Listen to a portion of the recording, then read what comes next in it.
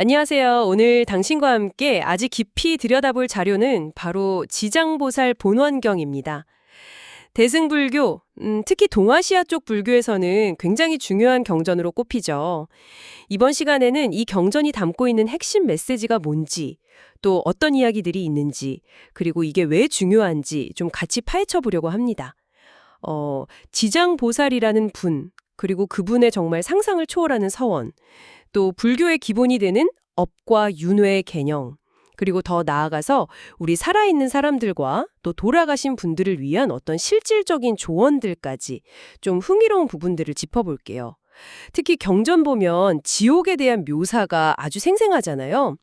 그런 부분이나 모든 중생을 다 구하겠다는 그 지장보살의 끝없는 자비심 같은 것, 와, 정말 강렬하게 다가올 겁니다. 맞아요. 이게 그냥 오래된 종교 문화 뭐 그런 게 아니에요. 시대를 넘어서서 삶과 죽음, 또 우리가 겪는 고통, 그리고 거기서 벗어나는 길에 대해서 정말 깊은 통찰을 던져주거든요. 오늘 그 핵심을 한번 같이 풀어가 보시죠. 좋습니다. 그럼 제일 먼저 이 경전의 주인공이죠. 지장보살. 이분이 대체 어떤 분일까요? 동아시아 불교에서 아주 중요하게 모시는 보살인데 보통 지옥 중생 구제 이거랑 많이 연결시키잖아요. 네, 보살이라는 말 자체가 깨달음을 향해 가면서 동시에 다른 모든 존재들의 고통을 덜어주겠다 이렇게 마음먹은 분들을 뜻하죠. 근데 지장보살님은 좀 특별해요. 그 유명한 지옥이 텅 비기 전에는 결코 성불하지 않겠다는 엄청난 서원, 대원이라고 하죠. 아, 그 서원이 정말 유명하죠. 네, 그리고 석가모니 부처님께서 다음 부처님인 미륵불이 오시기 전까지 이 혼란한 시대, 말법 시대의 중생구제를 특별히 지장보살님께 맡기셨다. 이런 이야기도 경전에 나와요. 제2품이랑 13품에 그런 내용이 있죠. 그만큼 신뢰가 두텁고 책임이 막중하다는 뜻이겠죠. 경전을 보면 지장보살님이 과거에 어떤 인물이었는지 전생 이야기가 여럿 나와던데 이게 상당히 재밌더라고요. 특히 효심 관련된 이야기가 많던데요. 그렇죠. 대표적인 게 그 바람은 여성 이야기예요. 어머니가 살아계실 때 불교를 믿지 않고 오히려 좀 비방하고 그랬던 탓에 돌아가신 후에 가장 고통스럽다는 무간지옥에 떨어졌다는 걸 알게 되는 거죠. 아이고. 그래서 그 당시 부처님이셨던 각화정 타제왕 열애께 귀의하고 정말 지극정성으로 공양 올리면서 어머니를 제발 구해달라고 빌어요. 결국엔 그 정성으로 지옥까지 가서 어머니를 구원해내는데 성공합니다. 제1품에 나오는 이야기죠. 어머니를 구하려고 지옥까지 직접 간다니. 와, 그 효심이 정말 대단하네요. 혹시 또 다른 이야기도 있나요? 네, 광목이라는 여성 이야기도 있어요. 제4품에 나오는데 이분 어머니는 살아있을 때 물고기나 자라 같은 생물들, 특히 그 알을 즐겨 먹는 뭐랄까 살생을 많이 저질렀다고 해요. 아, 생명을 좀 가볍게 여겼군요. 네, 그래서 돌아가신 뒤에 나쁜 세상, 악도에 태어났는데 광목이 청정연화모교례라는 부처님의 형상을 만들어서 공경하고 큰 서원을 세워서 어머니를 구제하게 되죠. 근데 여기서 좀 흥미로운 건 어머니가 잠시 그 집하녀의 아이로 태어나서 광목에게 직접 자기가 어떤 업보를 받았고 지옥이 얼마나 고통스러웠는지를 막 설명해주는 대목이 있어요. 와, 직접요? 업보가 현실로 딱 나타나는 걸 보여주는 거네요? 그렇죠. 아주 생생한 장면이죠. 그리고 과거 세상의 두 왕 이야기도 제4품에 같이 나오는데 이것도 인상 깊어요. 한 왕은 나는 빨리 성불해서 중생을 구제해야겠다 이렇게 생각했고 다른 왕은 아니다. 죄짓고 고통받는 중생들을 먼저 다 구원하고 나서 맨 마지막에 성불하겠다. 이렇게 서원을 세웠다는 거예요. 그래서 그 두 번째 왕이 바로 지장보살님의 전생 모습이라는 거죠? 맞습니다. 이 이야기들을 쭉 관통하는 핵심이 뭘까요? 바로 그 지극한 효심, 그리고 한 번 세운 서원은 반드시 지키는 그 힘, 그리고 정말 상상하기 어려운 긴 시간, 불가설겁이라고 표현하는데 그 시간 동안 변치 않는 깊은 자비심이에요. 게다가 중생을 도우려고 필요하면 어떤 모습으로든 나타나시는 능력, 이른바 분신 능력도 언급돼요. 상황에 맞게 딱 필요한 모습으로 나타나서 도와주신다는 거겠죠? 제2품에 그 내용이 나와요. 그렇군요. 자, 그럼 이제 이 경전의 또 다른 핵심 축이라고 할 수 있는 업과 윤회, 사상으로 넘어가 볼까요?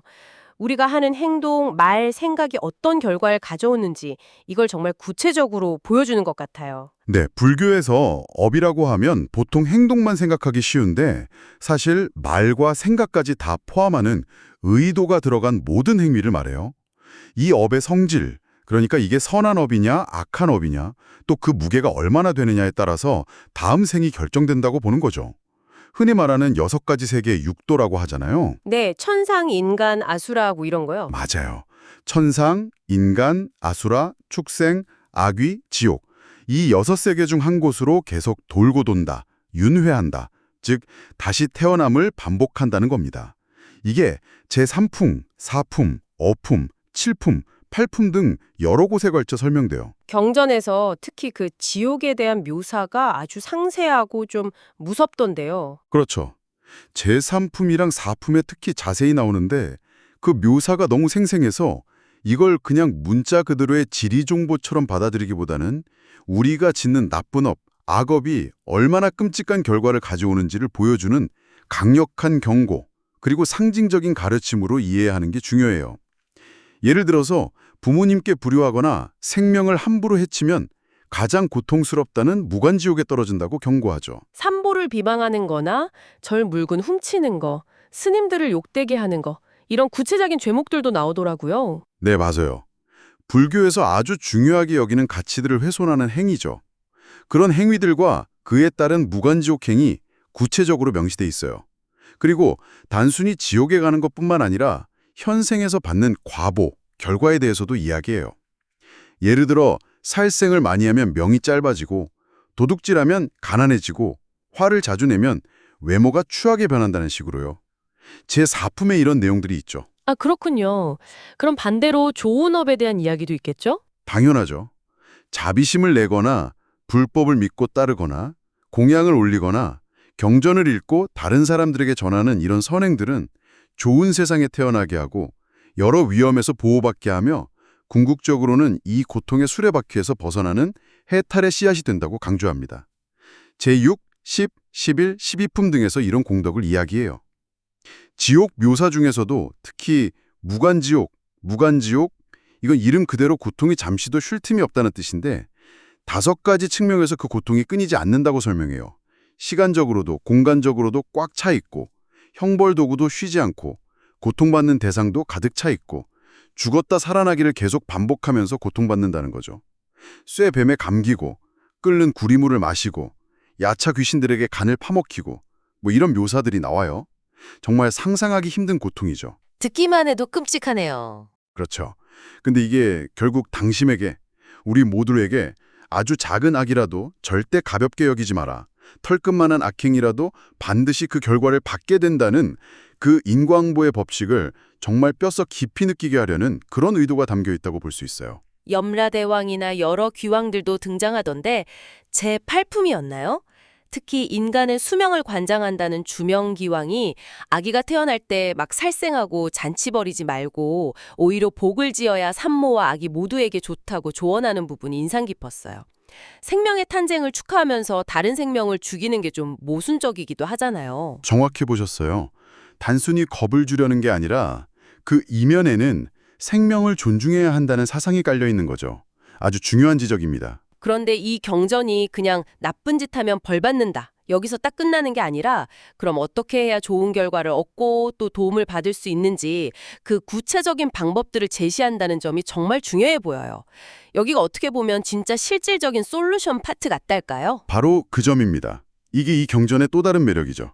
결국 중요한 건 믿음, 신심, 그리고 정성, 그리고 꾸준한 실천이에요. 경전에서 제시하는 방법들을 보면 몇 가지 큰 흐름이 있어요.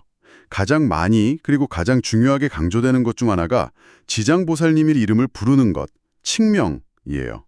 그냥 지장보살 하고 그 이름을 부르는 것만으로도 오랜 세월 쌓인 죄업이 사라지고 마음이 편안해지고 또 원하는 바를 이루는 데 도움이 된다고 하죠. 제1품, 6품, 12품 등 여러 곳에서 강조돼요. 심지어 어떤 어려움을 극복하기 위해서 10,000번을 채워서 부르라는 구체적인 횟수까지 제시될 정도예요. 제12품이에요. 와, 10,000번이요. 정말 정성이 필요하겠네요. 이름을 부르는 것 외에 또 어떤 방법들이 있나요? 불상이나 보살상을 만들거나 조상, 아니면 이미 있는 상에 공경하는 마음으로 공양 올리는 것, 공양, 또 중요하게 언급돼요. 제1품, 6품, 11품에 나오는데 형상을 만들거나 공경하면 천상에 태어나고 복을 받고 여러 신장들의 보호를 받는 공덕이 있다고 설명하죠. 심지어 집 남쪽 깨끗한 곳에 지장보살상을 모시면 땅이 비옥해지고 가족이 평안해지고 하는 등 10가지 이익이 있다는 아주 구체적인 가이드라인까지 제시하고요. 제11품에 들은 내용이 있죠. 아, 모시는 방법까지 자세히 나와 있군요. 행위 자체보다는 그 안에 담긴 마음, 그 정성이 중요하겠네요. 그렇죠. 핵심은 그거죠. 그리고 경전을 직접 읽거나 독경, 베껴 쓰거나 서사, 다른 사람들에게 그 내용을 전하는 것, 유포. 역시 헤아릴 수 없는 큰 공덕이 있다고 강조합니다. 재난을 피하게 해주고 아픈 사람이나 임종을 앞둔 이에게 도움이 되며 돌아가신 조상이나 새로 태어난 아기에게도 이롭다고 해요. 제6, 7, 11, 12품 등에서 이야기하죠. 특히 한 달의 열흘, 정해진 날, 십제일에 몸과 마음을 깨끗이 하고 경전을 읽는 것의 중요성도 언급하고요. 제6품에서요. 네 번째로는 나눔과 공양, 즉 보시와 공양이 있겠네요. 이것도 제10품에서 자세히 다루던데요. 맞아요. 어려운 이웃에게 자비심으로 베풀거나 낡은 불탑이나 불상을 수리하거나 아픈 사람에게 약이나 필요한 물건을 주는 등 다양한 형태의 보시가 있어요. 그리고 그 공덕의 크기를 비교하며 설명하는데 여기서도 중요한 건 단순히 물질의 많고 적음이 아니라 베푸는 사람의 자비심과 정성, 그리고 그 공덕을 나 혼자 가지는 게 아니라 모든 존재에게 돌리는 회향의 마음가짐이죠. 이게 아주 중요하다고 강조해요. 더 나아가서 과거 부처님들의 이름을 부르는 것, 칭불명호, 천불명호만으로도 큰 죄업이 소멸되고 나쁜 길, 악도에 떨어지지 않는 힘이 있다고 하고요. 이건 제9품에 나와요. 마지막으로 돌아가신 분들을 위한 공덕 쌓기, 이익 존망, 또 빼놓을 수 없어요. 제7품의 핵심 내용이죠. 사람이 죽고 나서 49일 안에 가족이나 가까운 사람들이 정성껏 공덕을 지어주는 것이 돌아가신 분, 망자에게 큰 도움이 된다고 강조합니다. 이때 절대 살생은 피하고 진심으로 공양해야 한다고 하죠. 근데 거기서 좀 재미있다고 느꼈던 게 그렇게 지은 공덕의 7분의 1만 망자에게 가고 나머지 7분의 6은 산 사람에게 돌아온다는 설명이었어요. 결국 남을 위한 선행이 곧 나를 위한 일이 된다는 그런 의미로도 읽히더라고요. 정확해요. 불교에서 말하는 이타행, 즉 남을 이롭게 하는 행동이 곧 자리행, 나를 이롭게 하는 행동이 된다는 핵심 사상을 아주 명확하게 보여주는 대목이죠. 이런 실천들을 했을 때 약속된 이익들이 정말 구체적이더군요. 제11품이랑 12품에 보면 땅을 지키는 신, 결례지신이나 하늘신들의 보호를 받고 풍년이 들고 가족이 평안하고 오래 살고 원하는 바를 이루고 재난이 없어지고 심지어 똑똑해지고 먹고 입는 것이 풍족해지고 여행길도 안전해진다는 등등. 어떻게 보면 상당히 현실적인 보상이 약속되어 있어요. 네, 그렇죠. 그런 현실적인 어려움을 해결해주고 복을 가져다준다는 믿음이 이 경전이 오랜 시간 동안 정말 많은 사람들에게 읽히고 사랑받아온 중요한 이유 중 하나일 겁니다. 그렇다면 이 모든 것은 무엇을 의미할까요? 결국 이 모든 실천들은 좋은 업, 선업을 쌓는 행동인 동시에 지장보살님이라는 그 무한한 자비의 화신에게 의지하는 방법이에요. 궁극적으로는 우리를 올가매는 이 고통의 순환에서 벗어나서 완전한 평화, 즉 해탈, 개토를 향해 나아가는 길을 제시하는 거죠. 당신에게 좀 더 와닿게 말하자면 이 경전은 어쩌면 지금 당신이 겪고 있을지도 모르는 여러 가지 고통을 줄이고 마음의 평화를 찾을 수 있는 아주 구체적인 사용 설명서를 제공하고 있는 셈이에요. 와, 오늘 지장보살 본원경을 통해서 지장보살님의 그 거대한 서원과 자비심부터 시작해서 업보의 냉엄한 법칙, 생생한 지옥 묘사, 그리고 어려움 속에서도 희망을 찾고 궁극적인 평화를 얻기 위한 실천 방법들까지 정말 폭넓게 살펴본 것 같네요. 고통스러운 현실을 외면하지 않으면서도 그 안에서 자비와 구원의 길을 아주 구체적으로 제시하는 경전이라는 생각이 다시 한번 듭니다. 여기서 한 가지 좀 흥미로운 질문을 던져볼 수 있겠네요. 이 경전은 한편으로는 원인과 결과가 아주 명확한, 어떻게 보면 좀 냉정하게 느껴질 수 있는 인광보의 세계관을 보여주잖아요. 악행에는 반드시 그에 상응하는 고통이 따른다는 거죠. 근데 바로 그 동시에 간절한 믿음과 실천을 통해서 우리가 기댈 수 있는 무한한 자비, 즉 지장보살님의 구원이라는 또 다른 가능성을 활짝 열어놓고 있어요. 엄격한 업보의 법칙과 자비로운 구원의 방편, 이 두 가지를 아는 것이 당신의 개인적인 어떤 신념이나 종교와는 관계없이 오늘 하루를 살아가는 당신의 생각과 선택에 과연 어떤 영향을 미칠 수 있을까요? 한 번쯤 조용히 생각해 볼 만한 질문 아닐까요? 네, 정말 깊은 여운을 남기는 질문이네요.